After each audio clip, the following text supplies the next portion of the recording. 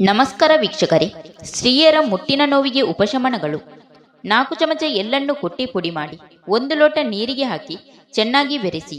ಈ ಮಿಶ್ರಣವನ್ನು ದಿನಕ್ಕೆ 2 ಬಾರಿ ಸೇವಿಸಿದರೆ ಮುಟ್ಟಿನ ಸಮಯದಲ್ಲಿ ಕಾಣಿಸುವ ನೋವು ಕಡಿಮೆಯಾಗುತ್ತದೆ.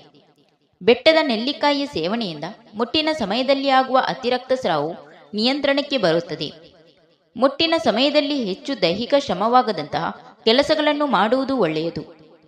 ಬೀಟ್ರೂಟ್ ರಸವನ್ನು ಸೇವಿಸುವುದರಿಂದ ಋತುಚಕ್ರವು ಕ್ರಮಬದ್ಧವಾಗುತ್ತದೆ.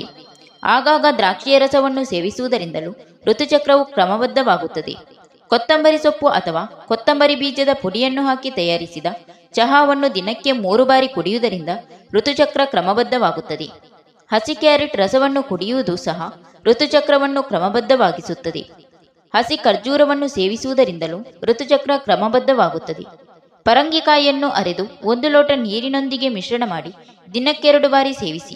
ಇದರಿಂದ ಹೆಂಗಸರಲ್ಲಿ ಮುಟ್ಟಿನ ದಿನಗಳಲ್ಲಿ ಕಾಣಿಸಿಕೊಳ್ಳುವ ನೋವು ಕಡಿಮೆಯಾಗುತ್ತದೆ, ಜೊತೆಗೆ ಋತುಚಕ್ರವು ಕ್ರಮಬದ್ಧವಾಗುತ್ತದೆ.